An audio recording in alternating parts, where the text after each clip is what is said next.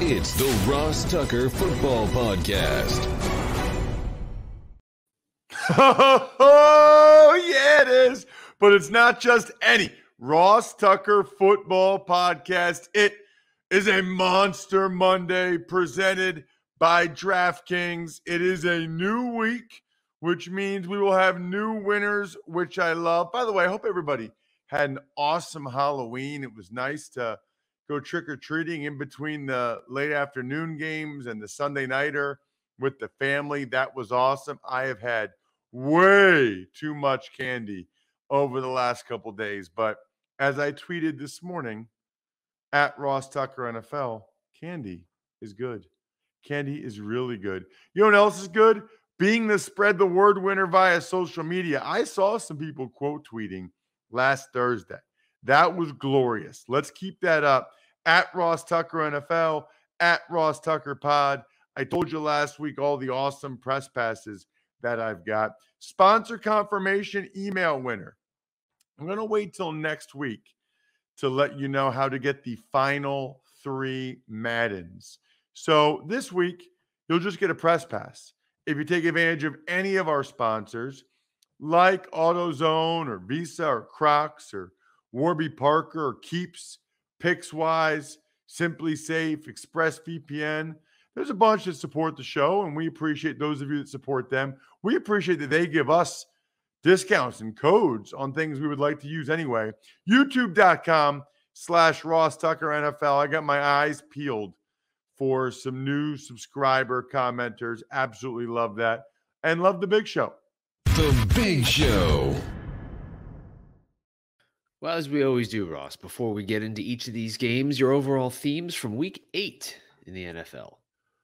So there's 4, I feel like, Bri, that are very clear. Very clear. Number 1, the Lions and Texans and Jaguars are really, really bad. I was on some bad NFL teams. I don't remember being down 38-0 in the third quarter like both the Lions and the Texans were. I mean, that is brutal. And the Jags got destroyed by the Seahawks as well. Those are really bad teams. Texans and Jags each have a win. The Lions don't have any, but those are bad football teams to be losing by that much in the third quarter. And like a moron, I went with the Lions and the Jags on the Even Money podcast. I showed some faith in those terrible teams, and it was not rewarded. And that's my fault, not yours. Awful. Those are really bad teams. The next thing, everybody will say this is a theme today. This is not like original for me, but how about backup quarterbacks? How about Mike White for the Jets being phenomenal? Pretty sure you'll hear about him in a minute or two here. Even Geno Smith played well for the Seahawks, much better than he had been. Cooper Rush gets a win for the Cowboys on Sunday Night Football after they let Dak rest, even though Dak looks pretty healthy. That is a simply gigantic win for the Cowboys. The Cowboys are the real deal. I mean, you'll hear about it on my power rankings tomorrow, but the Cowboys are the real deal. Then you've got Trevor Siemian, who came into the game after Jameis Winston got hurt. And, you know, he didn't play great, but they won the game. They beat Tom Brady and the Bucs. So I think 2 things jump out to me about backup quarterbacks. Number 1, it's not a very important position until it's the most important position, which means it's a very important position. You got to have a guy as your number 2 that gives you a chance to win the game. Have to. Some teams don't. Frankly, you should even have a third guy ready. But that's number 1. Number 2, I'm so happy for these guys. You know, I was a guy that never started a season opener, but I came in a bunch during several years and started a bunch of games and finished the season.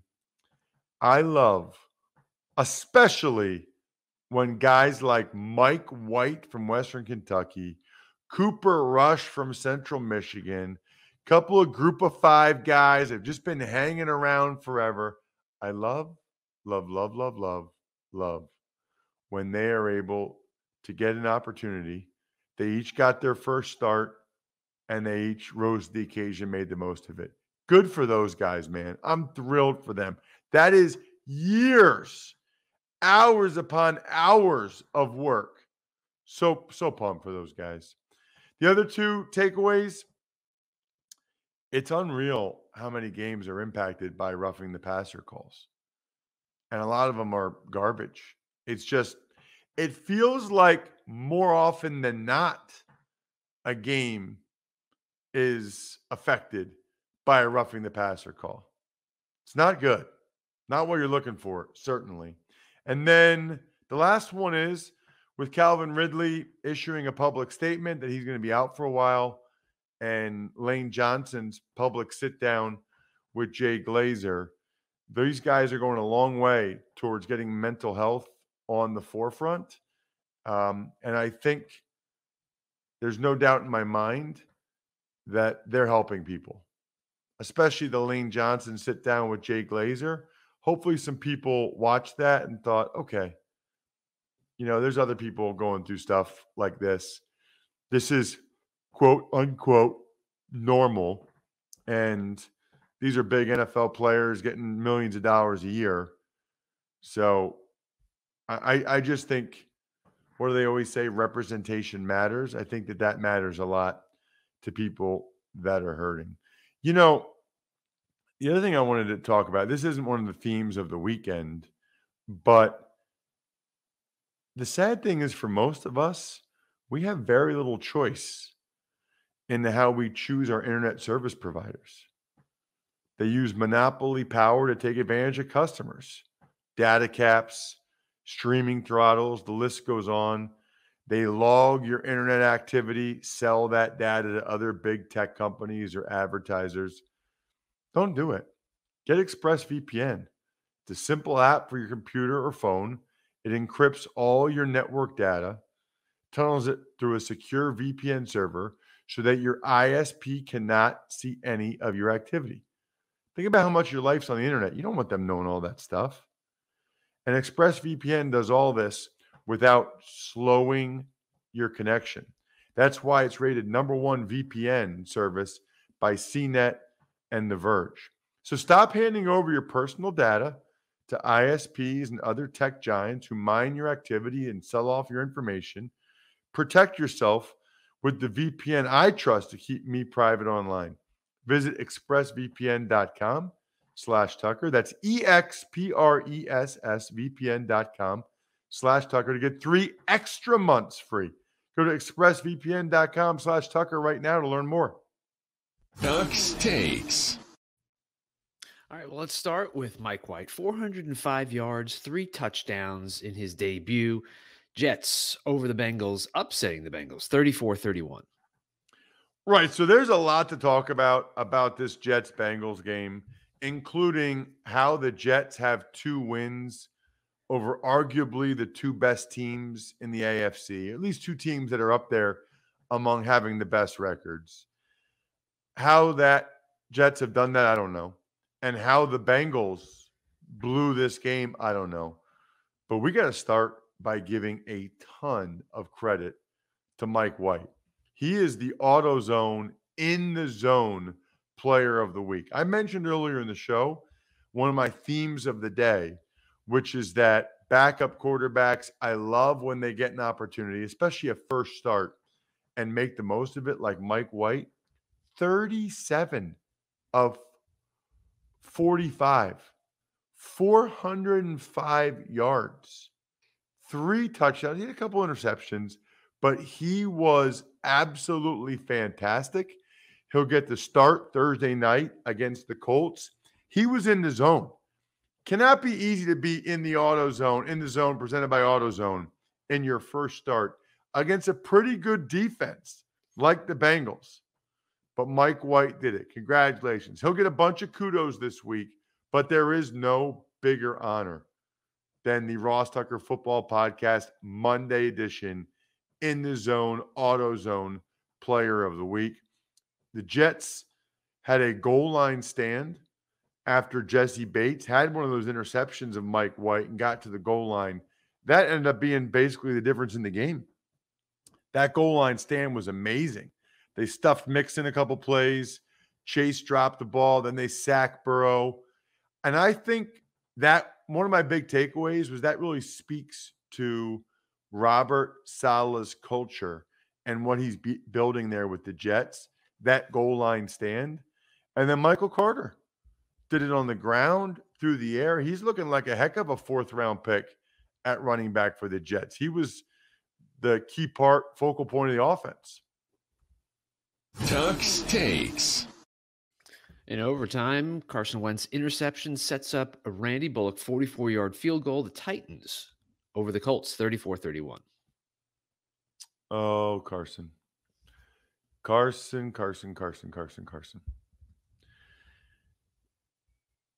I said when he was with the Eagles, I thought it was just part of his DNA that maybe he would be able to decrease throughout his career, but he would never quite get rid of it. And that has proven to be prescient. He's got that in him where he tries to do too much. And I don't know that he'll ever fully get that out of his system. In fact, I highly doubt at this point that he will. He had a terrific touchdown pass on fourth down early in the game. Then he had another touchdown pass to Michael Pittman as the Colts went up 14-0. And I thought, I kind of thought the Colts would win this game. I am so impressed by the resiliency and persistence of this Titans bunch. Wow. And really, to do it, even though they had all those penalties, to do it, even though Derrick Henry pretty much got stuffed. Derrick Henry did very little. I could hardly be more impressed by what I saw from the Titans yesterday. Really, if we're being honest, other than the Wentz miscues, the play of the game was Tyquan Lewis has the ball, defensive lineman for the Colts. I think he tears his ACL or patella tendon, drops the ball, and the Titans get it back. So the Colts had forced a turnover, but then Lewis blows up his knee, drops the ball, and they score a touchdown the very next play. A.J. Brown. Huge turn of events. Huge swing of momentum.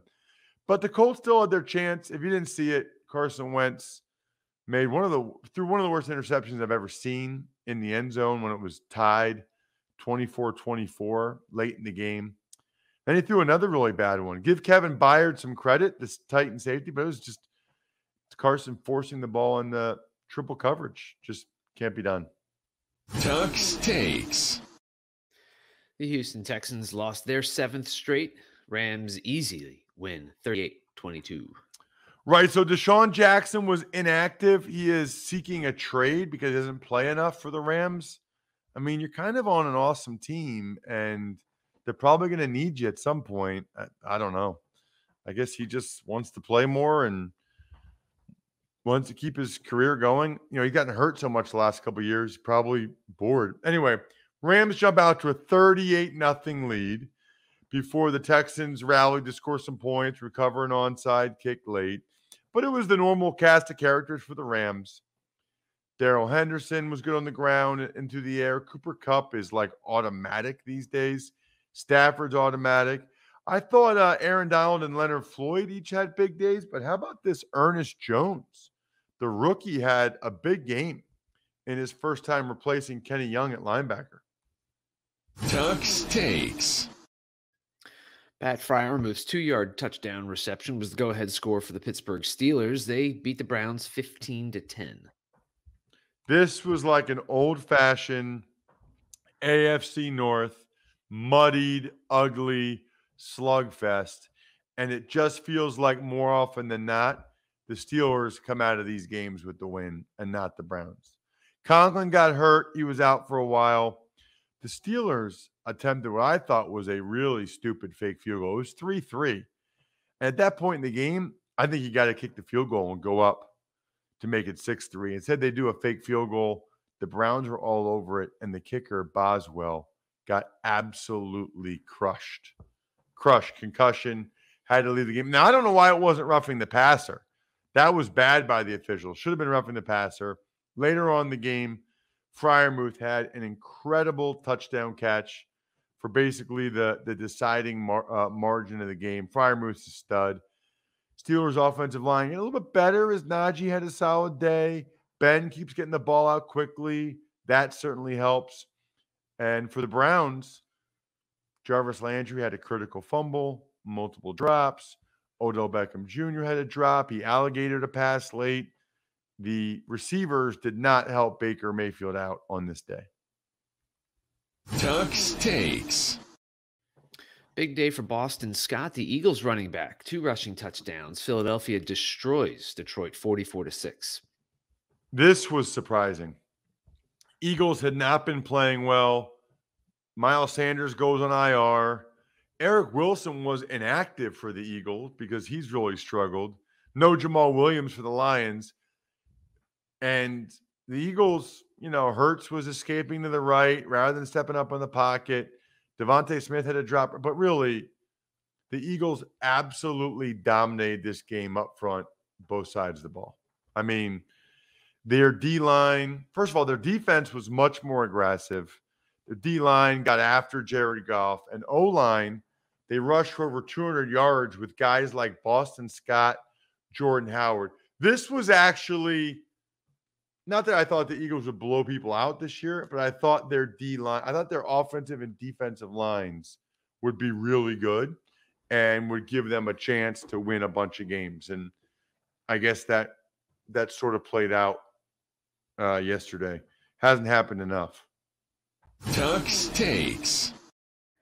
Jimmy G and the Niners hand the Bears their 5th straight loss of the season, final of 33-22. Garoppolo, 322 yards and 2 rushing touchdowns. Jimmy G played very well. Yeah, I mean, he was down near the goal line. He was running and heading into the end zone like his life depended on it, because it does. At least his career does. Jimmy threw for over 300 yards. The Niners didn't punt once. No Khalil Mack is a major problem for the Bears. They just don't have other guys without him.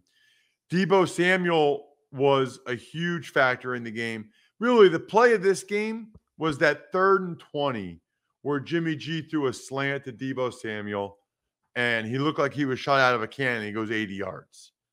Had a huge game overall. For the Bears, I actually thought it was maybe Justin Fields' best game.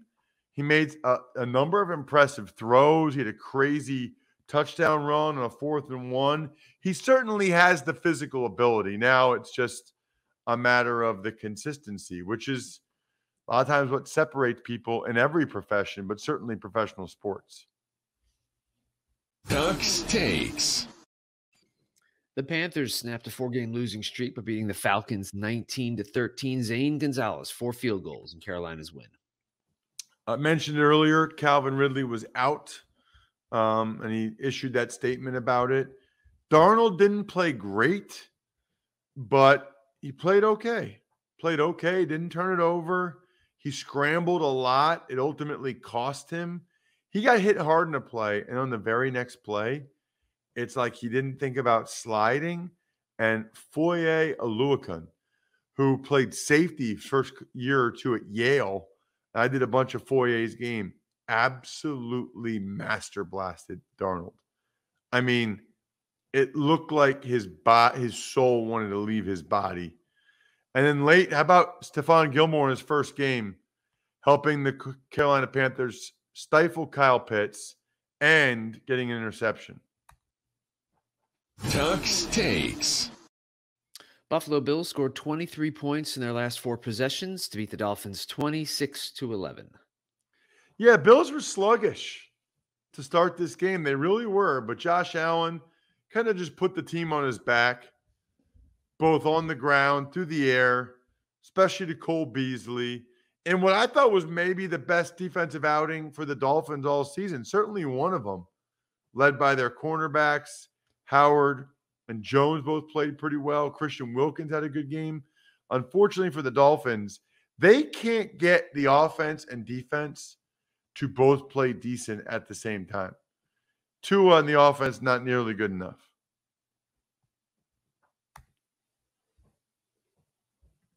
Tuck's Takes. Moving on, 2 interceptions for Adrian Phillips helped the Patriots pass the Chargers 27-24. Yeah, Adrian Phillips, the former Charger, getting in on the act. Back-to-back not great performances by Justin Herbert. I wonder if he's just not seeing things the way that he needs to. It's not a clear picture for him. Don't let that be the case for you. If you're looking for better visibility, head to AutoZone. They've got the parts and products you need to drive safer and see more behind the wheel. Not only that, but right now to November 7th, there will be exclusive deals during AutoZone Visibility Week.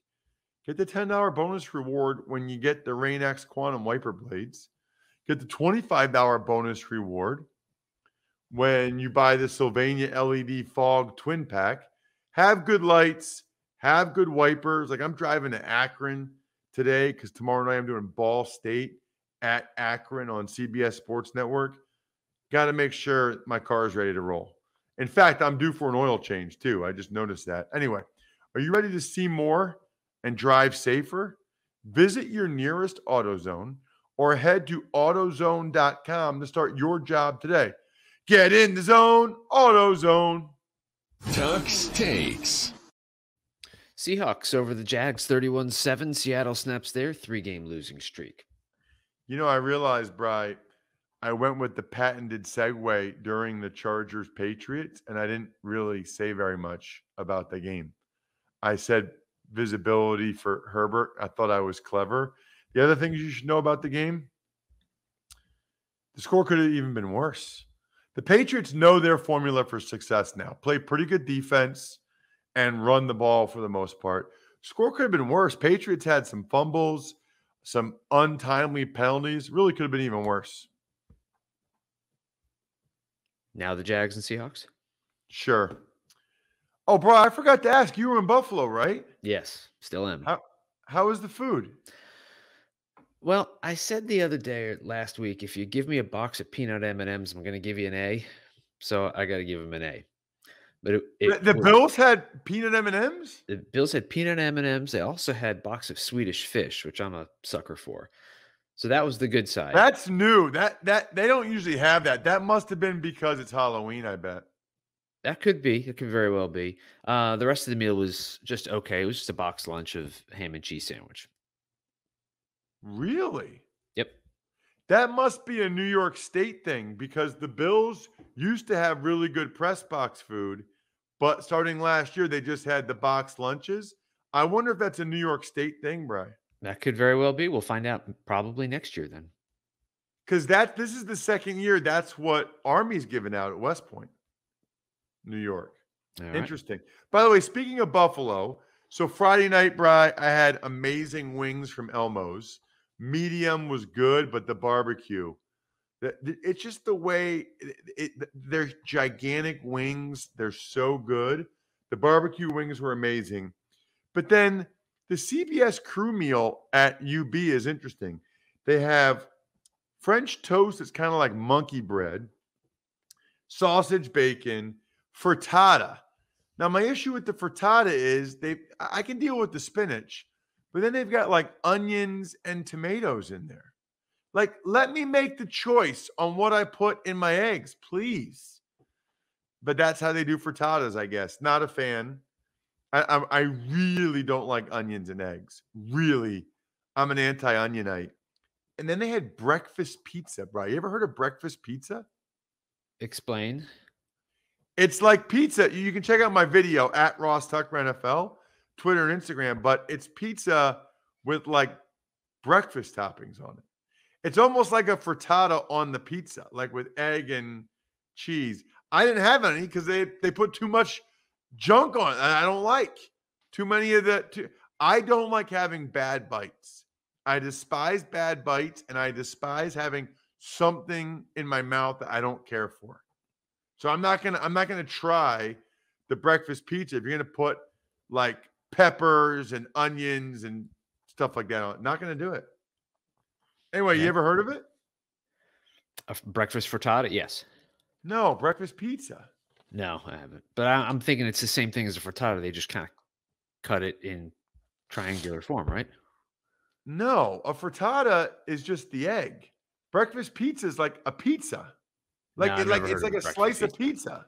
And I kind of wish I'd never heard of a breakfast pizza. Yeah, well, check out the video. As for the game, the Seahawks let Geno throw, and he was great. 14 straight completions, threw the ball to Lockett and DK Metcalf. Weird. Throwing the ball to your two best skill guys works sometimes. The Jags had 12 guys on the field on back-to-back plays. Trevor Lawrence was under pressure throughout in his worst game. The Jags just went out to Seattle and totally laid an egg. Urban Meyer is overmatched. Tuck's Takes. Denver Broncos improved to 4-4 after a 17-10 win over the Washington football team. No Von Miller still, no Bradley Chubb, but Malik Reed got pressure on Heineke throughout. Chris Blewett, the kicker for Washington with the unfortunate last name, had 2 more field goals blocked. That's 3 in 2 games. What is happening? The Broncos, I mean, they won, but they still almost gave the game away at the end. I mean, it was really poor. Fumble, incomplete pass, fumble. Like, fellas, what are we doing? Tuck's Takes. Saints lose Jameis Winston possibly for the year. Trevor Siemian, though, comes back and beats the Bucs 36-27. Right. Not great, but okay for Siemian. Winston had actually gotten off to a pretty good start, especially running it. I mean, you could tell how much the game meant to Jameis. He was running all over the place. But ultimately, he had that injury. Really unfortunate. They're talking like it might be a torn ACL. Siemian wasn't great, but good enough. And really, the star of the game was the Saints defense. Brady had 3 turnovers, couple of bad interceptions, a fumble.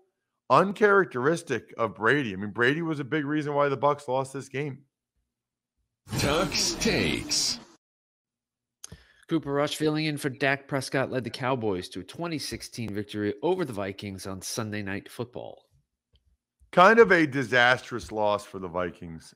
I mean, you catch a break of not having to go against Dak Prescott and you lose anyway. Like, what are we even doing, bro? How does that happen? It happens because Cooper Rush outplayed Kirk Cousins. Cooper Rush played solid football. Kirk Cousins, probably his worst game of the year. Now, give some credit to the Cowboys defense. I think the Vikings converted 1 third down, maybe. Cowboys were all over them. Micah Parsons, who was on the show this offseason, he's from here in Harrisburg. He is an absolute monster. 11 tackles, 4 tackles for loss, a sack.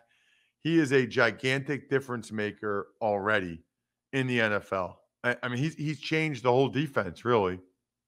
And the Cowboys kind of lucked in him. They didn't even want him. They wanted a corner. Jeez.